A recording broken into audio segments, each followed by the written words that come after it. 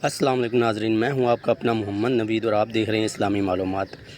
आज की हदीस नायत अहम और दिलचस्प होने जा रही है, जिस बारे में मैं हर हदीस अपनी वीडियो में आपको ताक़ीद करता हूं कि अपने इर्द गिर्द के लोगों का ख़ास ख्याल रखा करें। इसी मौजू पर नबी करीम सल्लल्लाहु अलैहि वसल्लम ने इरशाद फरमाया, भूखे को खाना खिलाओ, बीमार की मज़ाद परस्ती करो और कैदी को रहाई दिलाओ। जितना आप कर सकते हो इन तीनों में उतना तो कम से कम हर इंसान को करना चाहिए। जो भूखे हैं अपने दाएं बाएं इर्द गिर्द लोगों में देखा करें, रिश्तेदार बीमार की सरपरस्ती किया करें, उसकी हौसला अफजाई किया करें, भूखे को खाना खिलाया करें।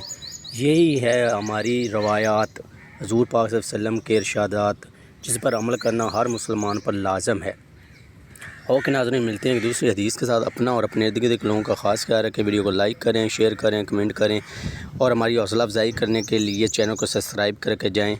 ओके, अल्लाह हाफ़िज़।